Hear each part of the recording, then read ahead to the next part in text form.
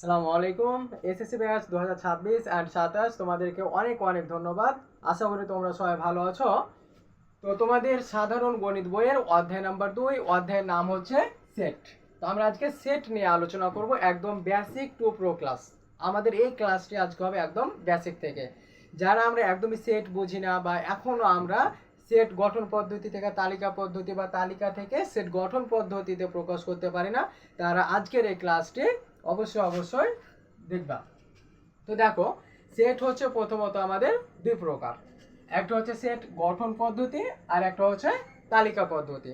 তো এই তালিকা পদ্ধতি মানে মনে রাখবা যে সংখ্যা, তালিকা পদ্ধতি মানে মনে রাখবা সংখ্যা। যেমন একটা সেট যদি আমি লিখি, যেমন এই যে দেখো 2 3 5 7, তাহলে এই যে এরকম সংখ্যা থাকবে, এটা হচ্ছে আমার কি তালিকা পদ্ধতি। ঠিক আছে ভাইয়া? এবং সেট গঠন পদ্ধতি, সেট গঠন পদ্ধতিতে মনে রাখবা ভাইয়া এই যে দুইটি কথা, একটা হচ্ছে বাংলা, বাংলা লেখা থাকলে সেটা হচ্ছে কি সেট গঠন পদ্ধতি। আর আর দুইটা কথা কিন্তু থাকবে তোমার। একটা জিনিস হচ্ছে যে তোমার কেমন, এই যে চিহ্ন, এই যে গ্রেটার দ্যান আর এ লেস দ্যান, এই চিহ্ন দুইটা যদি দেখো কোনো সেটে আছে তাহলে সেটা হচ্ছে আমার কি সেট, সেট গঠন পদ্ধতি। ঠিক আছে? তো আসো আমরা একটা উদাহরণের মাধ্যমে দেখি, তাই না? তাহলে যেমন দেখো যে এ সমান এই যে এক্স ইপসিলন এন যেন এক্স, ধরে নিলাম স্বাভাবিক সংখ্যা। তাহলে এক্স স্বাভাবিক সংখ্যা এবং কি থাকবে, একটা শর্ত থাকবে। তাহলে এবং যে এই স্বাভাবিক সংখ্যা দেখো 2 এর চাইতে বড়, লেস দ্যান অর ইকুয়াল হচ্ছে কি এই যে 7। ঠিক আছে? তাহলে দেখো, তাহলে সেট গঠন পদ্ধতি মানে হচ্ছে আমার কি এই যে বাংলা লেখা থাকবে এবং একটা শর্ত থাকবে। শর্ত প্রকাশ করার জন্য আমার কিন্তু এই চিহ্ন দুটা কিন্তু ব্যবহার থাকবে ভাইয়া। ঠিক আছে? তাহলে এই চিহ্নর যেদিকে মুখ থাকবে সেদিক হচ্ছে, এই যে মুখের দিক হচ্ছে বড় আর এদিক হচ্ছে ছোট। তাহলে দেখো আমি এখানে কিন্তু একটা সেট লিখেছি, তাই না? যে এ সমান এক্স এপসিলন এন যেন এক্স স্বাভাবিক সংখ্যা। স্বাভাবিক সংখ্যা, এই যে এখানে এন হচ্ছে স্বাভাবিক সংখ্যা। তো ভাইয়া এখানে এই বেসিক ক্লাসে তোমাদের আরেকটা জিনিস শেখাবো আমি, যে আমার এখানে আসলে কোন ধরনের সংখ্যাগুলো ব্যবহার করতে হয়, তাই না? এই জিনিসগুলো কিন্তু আমাদের শিখতে হবে। যেমন দেখো, এই সেট চ্যাপ্টারে বিশেষ করে আমার 5 রকম কিন্তু সংখ্যার প্রয়োজন হয়। কয় রকম? 5 রকম। তো মনে রাখবা, এক হচ্ছে কি স্বাভাবিক সংখ্যা, বিজোড় সংখ্যা, জোড় সংখ্যা, মৌলিক সংখ্যা এবং পূর্ণ সংখ্যা। এই বিজোড় সংখ্যা, জোড় সংখ্যা, মৌলিক সংখ্যা আর হচ্ছে কি স্বাভাবিক সংখ্যা, এই সবগুলোকে প্রকাশ করা হয় অর্থাৎ এন দ্বারা। কারণ দেখো, যখন স্বাভাবিক সংখ্যা এন সমান আমি লিখবো তখন দেখো যে 1 2 3 4 5 6, এই যে ডট ডট ডট। তো দেখো এই যে এখানে 1 3 5 এইগুলোকে বিজোড় সংখ্যা। তারপরে যে দেখো 2 4 6 এগুলোকে জোড় সংখ্যা। আবার 1 2 3 4 5 6 এগুলো হচ্ছে একটা কি ধারাবাহিক সংখ্যা। এগুলো কি সংখ্যা? একটা কি ধারাবাহিক সংখ্যা না? তাহলে ধারাবাহিক সংখ্যাগুলো হচ্ছে কি একটা স্বাভাবিক সংখ্যা। ঠিক আছে? এখন দেখো এই যে, তাহলে 1 3 5 এগুলো আমার বিজোড় সংখ্যা, 2 4 6 এগুলো হচ্ছে আমার জোড় সংখ্যা। আবার এই যে 2 3 5 এগুলো কি হচ্ছে মৌলিক সংখ্যা। ঠিক আছে? এখন আসো আরেকটা ইম্পর্টেন্ট, এই যে জেড সমান এই যে dot dot dot -2 -1 0 1 2 dot dot dot, অর্থাৎ এই জেড সমান হচ্ছে আমার কি পূর্ণ সংখ্যা। ঠিক আছে? এই যে এদিক হচ্ছে তোমার ধনাত্মক পূর্ণ সংখ্যা, এগুলো সবই হচ্ছে কি পজিটিভ, তার জন্য এদিক হচ্ছে ধনাত্মক পূর্ণ সংখ্যা। আর এই যে এদিক হচ্ছে ঋণাত্মক, এদিক হচ্ছে এই যে ঋণাত্মক পূর্ণ সংখ্যা। ঠিক আছে? তো দেখো, তাহলে সেট গঠন পদ্ধতি চেনার উপায় কি ভাইয়া? এই যে বাংলা লেখা থাকবে এবং শর্ত থাকবে। তাহলে শর্ততে আমার বিশেষ করে কি থাকবে, এই চিহ্ন দুইটা থাকবে, যে greater than or less than, এই চিহ্ন দুইটা কিন্তু থাকবে। এখন আমার এখানে কিন্তু যে সংখ্যাগুলোর ব্যবহার হয় সেটা বললাম, যে যেমন দেখো স্বাভাবিক সংখ্যা, জোড় সংখ্যা, বিজোড় সংখ্যা, মৌলিক সংখ্যা, এই যে পূর্ণ সংখ্যা, পূর্ণ সংখ্যার মধ্যে আমার আছে ধনাত্মক পূর্ণ সংখ্যা, ঋণাত্মক পূর্ণ সংখ্যা, এগুলো সবগুলো আমরা কি করব, একদম এক্সাম্পল সহকারে আমরা আজকে শিখব। তো দেখো আমি এখানে কিছু এখন সেট লিখে তোমাদেরকে উদাহরণ দেবো, যাতে তোমাদের একদমই না সমস্যা হয়, ঠিক আছে। দেখো আমি এখন এখানে একটা সেট লিখছি, যে এ সমান এক্স যেন এক্স মৌলিক সংখ্যা, এক্স যেন এক্স মৌলিক সংখ্যা, ঠিক আছে। এবং এখানে কিন্তু একটা শর্ত দেখো, যে এই যে 2 greater than or equal x less than এই যে 11 দিয়ে দিলাম, ঠিক আছে। তাহলে দেখো বাংলা লেখা এবং এই যে শর্ত, শর্ত মানে হচ্ছে কি সেট গঠন, এটাকে আমরা তালিকাতে প্রকাশ করব। তো দেখো এখানে কিন্তু আমাদের নির্দিষ্ট করে কিন্তু বলে দিয়েছে যে এক্স যেন এক্স মৌলিক সংখ্যা। তাহলে মৌলিক সংখ্যা হচ্ছে ভাইয়া যে সংখ্যাকে সেই সংখ্যা ছাড়া অন্য কোনো সংখ্যা দিয়ে ভাগ করা যাবে না, সেগুলো হচ্ছে মৌলিক সংখ্যা। যেমন মৌলিক সংখ্যা হচ্ছে তোমার এই যে 2, 3, 5, 7, 11, 13, 17, 19, আমি 8টি লিখলাম। অন্তত তোমাদের এই 8টি যদি জানো তাহলে কিন্তু তোমাদের সেট অধ্যায়ে কিন্তু আর মৌলিক সংখ্যা জানা লাগবে না। তাহলে দেখো তাহলে কি বলে দিয়েছে মৌলিক সংখ্যা, তাহলে আমি জোড় সংখ্যা নিতে পারবো না, বিজোড় সংখ্যাও নিতে পারবো না, বা ধারাবাহিকভাবে কোনো সংখ্যাও নিতে পারবো না। কেন? আমার এখানে নির্দিষ্টভাবে কিন্তু আমাকে বলে দিয়েছে মৌলিক সংখ্যা। তাহলে মৌলিক সংখ্যা হচ্ছে এই যে এইগুলো, ঠিক আছে। তোমাদের যাতে আর ভুল না হয় তোমরা সবাই নোট করে নাও, ঠিক আছে। এখন আমার কাজ হচ্ছে, দেখো আমাদের যে লক্ষ্য, এই যে কাজ, এই শর্ত নিয়ে আমাদের কাজ হচ্ছে এই যে শর্ত, ঠিক আছে। তো এখানে দেখো শর্তটা কিন্তু আমাদের বুঝতে হবে। আমি তোমাদেরকে এমনভাবে বোঝাবো যাতে তোমাদের আর কোনো দিন একদমই ভুল হবে না। দেখো এখানে কয়টা ভাগ আছে, দেখো 2টা, এই যে এটুকু একটা আর এই যে এটুকু একটা। তো দেখো এখানে আছে আমার 2 আর এখানে আছে এক্স। তো এখানে 2 আর এক্স এর মধ্যে চিহ্নের মুখটা কার দিকে আছে? অবশ্যই বুঝতে পারছো, মুখটা আছে আমার কার দিকে? চিহ্নের এক্স এর দিকে। তাহলে এখানে 2 আর এক্স এর মধ্যে যদি আমি তুলনা করি, তাহলে দেখো এখানে মুখ আছে আমার কি এক্স এর দিকে, তার মানে এক্স এর মানটা হচ্ছে কি 2 এর চাইতে বড়। কিন্তু এই যে এখানে আমার কি আছে দেখো, ইকুয়াল আছে, তার মানে হচ্ছে এই ইকুয়াল থাকা মানে মনে রাখবা সে সহ, একদম সে সহ। তাহলে দেখো 2 greater than or equal x, মানে এখানে আমার ইকুয়াল থাকার কারণে যার পাশে ইকুয়াল থাকবে তাকে সহ নিয়ে নিতে হবে, আমি নিয়ে নিলাম। এখন বলছে 2 এর সমান বা 2 এর চাইতে বড় এক্স এর মানটা। এখন আমরা এই যে দ্বিতীয় খালি তুলনা করি, দেখো এখানে দেখো এখন এক্স এর দিকে মুখ আছে না 11-র দিকে মুখ আছে? অবশ্যই আমার কার দিকে মুখ আছে? 11-র দিকে মুখ আছে। তার মানে আমার কাজ হচ্ছে যে কোনো শর্তে কাজ হচ্ছে আমার এক্স কে নেওয়া ভাইয়া, ঠিক আছে। তাহলে দেখো আমার এখানে এক্স আর 11-র মধ্যে মুখ আছে এই চিহ্নের 11-র দিকে, তার মানে 11 হচ্ছে বড় আর এক্স হচ্ছে ছোট। তার মানে এখানে বোঝা যাচ্ছে এখানে কিন্তু ইকুয়াল নেই, তার মানে আমাকে মৌলিক সংখ্যা নিতে হবে 2 সহ এবং 11 চাইতে ছোট। তাহলে 2 সহ আর 11 চাইতে ছোট মৌলিক সংখ্যা আছে এই যে এটি। তাহলে 2, 3, 5, 7, এটাই হয়ে গেল আমার কি অ্যান্সার। এখন আমি যদি আরেকটা সেট লিখে, দেখো এই যে সেট অলওয়েজ, তোমরা সেটকে অলওয়েজ প্রকাশ করবা ভাই এই যে দ্বিতীয় বন্ধনী দ্বারা। এখানে কোনো প্রথম বন্ধনী বা তৃতীয় বন্ধনী কিন্তু কোনো ব্যবহার নাই ভাই, এখানে কিন্তু একটু মাথায় রাখবা, ঠিক আছে।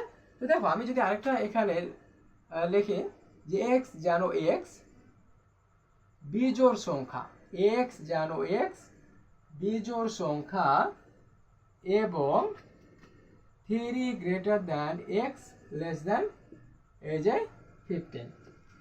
তাহলে আমাকে এটা কি সেট গঠন পদ্ধতিতে আছে, আমাকে এখন নিয়ে আসতে হবে তালিকা পদ্ধতিতে, ঠিক আছে ভাই। তো আমি দেখবো যে আমার এখানে কি নির্দিষ্টভাবে বলে দিয়েছে আগের মতো? অবশ্যই বলে দিয়েছে। আমাকে কি বলেছে দেখো, বিজোড় সংখ্যা, তাই না?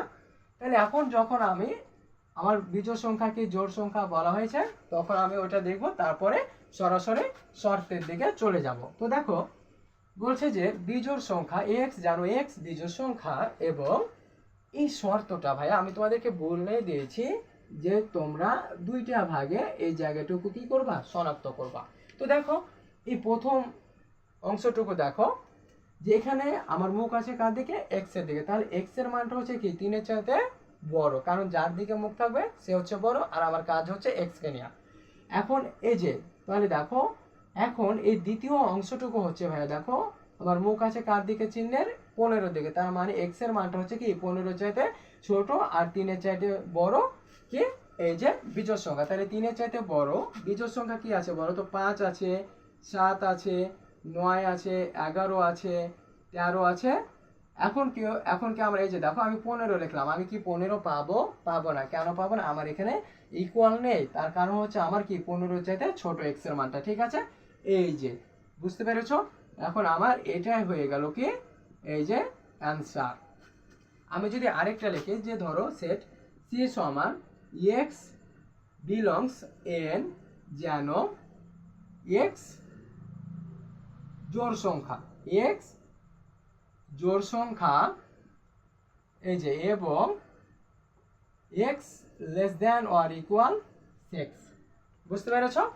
তাহলে এখন আমাদের কাজ হচ্ছে কি দেখো এক্স বিলংস এন, যেন এক্স জোড় সংখ্যা এবং এই যে তাহলে এক্স কি হচ্ছে জোড় সংখ্যা এবং এখানে শর্ত দিয়ে দিয়েছে, ঠিক আছে? দেখো যে এখানে এক্স আর 6 এর মধ্যে আমার চিহ্নের মুখ আছে কার দিকে, 6 এর দিকে, তার কারণ তার মানে হচ্ছে কি দেখো যে আমার এক্স এর মানটা হচ্ছে কি 6 এর চাইতে ছোট, কিন্তু এই যে এখানে কি আছে ইকুয়াল আছে, তার জন্য হচ্ছে কি এক্স এর মানটা হচ্ছে কি জোড় সংখ্যা এবং 6 এর সমান বা 6 এর চাইতে ছোট যে জোড় সংখ্যা আছে সেই সংখ্যাগুলো আমাকে নিতে হবে। তাহলে কি জোড় সংখ্যা আছে দেখো এই যে 2, 4 আর 6, কারণ এই ইকুয়াল থাকা মানে মনে রাখবা ইকুয়াল মানে হচ্ছে যার পাশে ইকুয়াল আছে তাকে সহই আমাদের নিতে হবে। তো আশা করি তোমাদের এই যে মৌলিক সংখ্যা, বিজোড় সংখ্যা, জোড় সংখ্যা এরকম নিয়ে তোমাদের কিন্তু আর কোনো ধরনের সমস্যা হবে না। তোমাদেরকে যেভাবে বোঝানো হচ্ছে তোমরা শুধু একটু ব্রেনে রাখবা, এবং যখন তোমরা এক্সারসাইজ করতে করতে ভুলে যাও তখন কিন্তু আমার ভিডিওটা দেখবা। তাহলে দেখো এক্স জানো এক্স এই যে ধনাত্মক পূর্ণ সংখ্যা, ধনাত্মক পূর্ণ সংখ্যা, ঠিক আছে? এই যে এবং তাহলে দেখো x square less than or equal কি 18। তাহলে ধনাত্মক পূর্ণ সংখ্যা মানে আমরা কি জানি এই যে জেড সমান, কিন্তু তোমাদের আমি আগেই দেখিয়েছি যে এর মান হচ্ছে কি আছে ঋণাত্মক আছে এই যে ধনাত্মক আছে। তো এই যে এই ধনাত্মক মানগুলা কিন্তু আমার দরকার, মানে ধনাত্মক মানে কি প্লাস মান। তাহলে এখানে বলছে যে এক্স জানো এক্স ধনাত্মক পূর্ণ সংখ্যা, ঠিক আছে? এবং এই যে সব সময় আমার কাজ হচ্ছে এই যে শর্ত নিয়ে। তো কি বলছে যে এখানে এক্স স্কোয়ারের মানটা হবে কি 18 চাইতে ছোট, কারণ আমার এখানে এক্স এর নিয়ে কাজ আর মুখ আছে কার দিকে 18 দিকে, তাহলে অবশ্যই আমি বুঝতে পারছি যে আমার এক্স এর মানটা কি 18 চাইতে ছোট, অর্থাৎ এখানে তো এক্স নেই এক্স স্কোয়ার আছে। তাহলে আমরা ধনাত্মক পূর্ণ সংখ্যা কি জানি দেখো এই যে 1, 2, 3 আমরা এভাবে বসাবো, দেয় এক্স সমান 1 হলে এখন এক্স এর মানটাকে কি করতে হবে স্কোয়ার করতে হবে। তাহলে দেখো এই যে 1 এর উপর স্কোয়ার সমান কত 1, এই যে লেস দ্যান 18, এক্স সমান 2 হলে এভাবে আমরা বের করব যতক্ষণ না 18 চাইতে বড় মান পাবো। তাহলে এবার কি 2, এই যে 2, তাহলে এক্স এর মান কত 2, তাহলে 2 এর উপর স্কোয়ার, তাহলে 2 দুগুণা 4। এখন তোমরা যারা বুঝতে পারছো না যে স্কোয়ার মানে কি, স্কোয়ার মানে মনে রাখবা যে এই স্কোয়ার কিউব এগুলো হচ্ছে কি ভাই পাওয়ার। তো মনে রাখবা একটা সংখ্যার উপর এই যে কিউব আছে তাহলে এটার পাওয়ার কত 3। তাহলে কোনো সংখ্যার উপর যদি ভাইয়া পাওয়ার থাকে যত পাওয়ার থাকবে ওই সংখ্যাটাকে ততবার গুণ আকারে লিখতে হবে। তাহলে আমার এখানে 2 এর উপর পাওয়ার আছে কত 3, তাহলে আমি এই 2 সংখ্যাটাকে 3 বার গুণ আকারে লিখবো। তাহলে পাওয়ার মানে মনে রাখবা যে গুণ, পাওয়ার মানে হচ্ছে আমাকে ওই সংখ্যাটাকে যত সংখ্যক পাওয়ার থাকবে আমাকে ততবার ওই সংখ্যাটাকে গুণ আকারে লিখতে হবে। তাহলে 2 এর উপর পাওয়ার কত আছে 2 অর্থাৎ স্কোয়ার, তাহলে এই 2 কে পাওয়ার মানে তো আমরা জানি যার উপর পাওয়ার থাকে তাকে গুণ আকারে লিখতে হবে, যতবার পাওয়ার থাকবে ততবার ওকে আমার গুণ আকারে লিখতে হবে। তাহলে 2 গুণিত 2, তাহলে 2 দুগুণা 4, ঠিক আছে? যা 18 চাইতে ছোট। x সমান 3 হলে এই যে 3 এর উপর স্কোয়ার, তাহলে দেখো 3 3 9, 18 চাইতে ছোট। x সমান 4 হলে এই যে 4 এর উপর স্কোয়ার, তাহলে 4 4 16, 18 চাইতে ছোট। x সমান 5 হলে এই যে 5 এর উপর স্কোয়ার, তাহলে 5 5 25। এই যে দেখো এখন দেখো এখানে আমার কি 25 18 চাইতে ছোট না, তখন আমরা কি লিখে দেবো, এই যে ইজ নট। তাহলে 25 ইজ নট লেস দ্যান কত, 18, মানে 25 18 চাইতে ছোট না। এখন আমরা যত এখানে যে সংখ্যাটা থাকবে তার চাইতে যতক্ষণ না আমরা দেখো বড় মান পাবো, ততক্ষণ কিন্তু আমাদের এভাবে 1 2 3 4 ক্রমানুসার অর্থাৎ ধারাবাহিকভাবে আমাদের মান বসিয়ে কিন্তু মান নির্ণয় করতেই থাকতে হবে। যখন আমরা এই যে সংখ্যাটা থাকবে তার চাইতে যখন বড় মান পেয়ে যাব, তখন আমরা ইজ নট করে দেবো। ঠিক আছে, তাহলে দেখো, তাহলে অতএব নির্ণয় সেট এ সমান, তাহলে আমরা কি পাচ্ছি, তাহলে দেখো এটা তো আমরা পাবো না, তাহলে এই যে 18 চাইতে 16 ছোট, 9 ছোট, 4 ছোট, 1 ছোট, তাহলে আমরা কি পাচ্ছি, এই যে 1 2 3 4, তাহলে 1 2 3 4, এটাই হয়ে গেল আমার অ্যান্সার। এই প্রশ্নগুলো যে এত ইম্পর্টেন্ট সেটা তোমরা কিন্তু ভাইয়া কল্পনাও করতে পারবে না। আমি তোমাদের যে ম্যাথগুলো করাবো ভাইয়া, মনে রাখবা যে 8টা বোর্ড আছে প্লাস দাখিল বোর্ড আছে। এই দাখিল এবং 8টা যে বোর্ড আছে, এই বোর্ড আমার যে অঙ্কগুলো করাবো, এই অঙ্কগুলোর বাইরে একটা আজ পর্যন্ত যতগুলো তোমার কি হয়েছে পরীক্ষা হয়েছে, তুমি এই প্রশ্নগুলোর বাইরে কিন্তু একটা প্রশ্ন তুমি আমাকে দেখাতে পারবে না। ঠিক আছে, এবং আমি প্রত্যেকটা প্রশ্ন কিন্তু তোমাদের বোর্ড বই থেকে করাবো এবং তোমাদেরকে একটা আমি সাজেশন দেব। ঠিক আছে, এই প্রশ্নগুলো করবা, আশা করি তোমাদের একদমই আর কোনো ধরনের সমস্যা হবে না, মানে হবে না, একদমই হবে না ইনশাল্লাহ। তাহলে দেখো আমরা এখন কি তালিকা পদ্ধতি থেকে আমরা কি করব, এই যে ধরো আমার এখানে এ সমান একটা সেট আছে, দেখো এই যে 2 4 6 8, ঠিক আছে। দেখো এখন এখানে আমার কি আছে, দেখো একটা সেট আছে কি, এই যে সংখ্যা মানে কি, এটা হচ্ছে তালিকা পদ্ধতি। ঠিক আছে ভাইয়া, তাহলে এই তালিকা পদ্ধতি থেকে আমাদেরকে এখন কি করতে হবে, একে সেট গঠন পদ্ধতিতে প্রকাশ করতে হবে। এই যে সেট গঠন পদ্ধতিতে প্রকাশ করতে হবে। তাহলে সেট গঠন পদ্ধতিতে প্রকাশ, ধরো সেট গঠন পদ্ধতিতে প্রকাশ করো। ঠিক আছে, তো সেট গঠন পদ্ধতিতে আমাদের প্রকাশ করতে হবে। তাহলে দেখো আমার এখানে সংখ্যা 10, আমি এখন দেখবো যে আমার এখানে সংখ্যাগুলো কি ধারাবাহিকভাবে আছে, মানে 1 2 3 4 সিরিয়াল ভাবে আছে, নাকি 1 3 5 7 বিজোড় সংখ্যা আছে, নাকি 2 4 6 জোড় সংখ্যা আছে, নাকি 2 3 5 7 আমার মৌলিক সংখ্যা আছে, নাকি ধনাত্মক পূর্ণ সংখ্যা আছে, নাকি পূর্ণ সংখ্যা আছে, আমাকে এভাবে কি এখানে রিয়ালাইজ করতে হবে। তাহলে দেখো 2 4 6 8 এই সংখ্যাগুলো কিন্তু ভাইয়া এখানে কিন্তু দুইভাবে এটাকে সেট গঠন পদ্ধতিতে প্রকাশ করতে পারা যাবে, যেহেতু আমাদের এক্সাম্পল দিতে গিয়ে চলে আসে। তো বিষয়টা দেখো, এই যে গুণিতক আর গুণনীয়ক বলে একটা কথা আছে ভাই। গুণিতক মানে মনে রাখবা নামতা, গুণিতক মানে কি বললাম ভাইয়া, নামতা। তাহলে নামতা তো আমরা জানি। তো দেখো 2 এর নামতা যদি বলি, 2 1 কে 2, 2 দুগুণা 4, 3 দুগুণা 6, 4 দুগুণা 8, 5 দুগুণা 10, এভাবে আমাদের নামতা হচ্ছে ইনফিনিটি। নামতা কোনোদিন শেষ হয় না, নামতা হচ্ছে ওয়াসিম। ঠিক আছে, এটা মাথায় রাখবা। তাই দেখো 2 1 কে 2, 2 দুগুণা 4, 3 দুগুণা 6, 4 দুগুণা 8। ঠিক আছে, এখন এখানে অনেক স্টুডেন্ট আছে, তোমরা কি করবা, এখানে কিন্তু দেখা আছে যে এটা 2 এর নামতা বলেও, অর্থাৎ যে গুণিতক বলেও অনেকেই যদি লিখে দাও কোনো ধরনের সমস্যা হবে না, ফুল মার্কসই পাবে। আবার যদি কেউ লিখে দেয় যে এভাবে যে এক্স এপসিলন এন যেন এক্স কি 2 4 6 8 জোড় সংখ্যা, এই যে 2 4 6 কি জোড় সংখ্যা, এবং একটা কি শর্ত লাগবে। তো শর্তটা কি ভাই, এখানে যে থাকবে তাকে আমরা নিয়ে নিব। তাহলে 2 গ্রেটার দ্যান অর ইকুয়াল, দেখো এখানে 2 সবচাইতে ছোট, এগুলো সব কি 2 এর চাইতে বড়, তার জন্য লিখলাম যে 2 greater than or equal x, এই যে লেস দ্যান কত, এই যে 10 এর চাইতে ছোট। বা কেউ লিখতে পারো আরেকভাবে যে 2 greater than or equal x, এই যে লেস দ্যান অর ইকুয়াল 8, কোনো সমস্যা নেই। এখন যদি কেউ লিখে দাও, আবার এটাকে যদি আবার অপোজিট ভাবে লেখো, অন্য বিকল্প ভাবে লেখো যে এক্স এপসিলনের অর্থাৎ এক্স বিলংস এন যেন এক্স 2 এর গুণিতক, কার গুণিতক, 2 এর গুণিতক মানে কি নামতা, 2 এর গুণিতক, এবং দেখো যে 2 greater than or equal x, less than or equal 8, মানে এই শর্তটা ঠিক থাকবে। তাহলে কেউ যদি জোড় সংখ্যা লিখে দাও, আবার কেউ যদি গুণিতক লিখে দাও, তাও আমাদের কোনো সমস্যা হবে না, আমরা একদম ফুল মার্কস পাবো। এটা আমাদের আসলে দেখা আছে যে নিজের সেন্সের ওপর কিন্তু এই বিষয়টা আমাদের একদম নির্ভর করবে। ঠিক আছে ভাইয়া?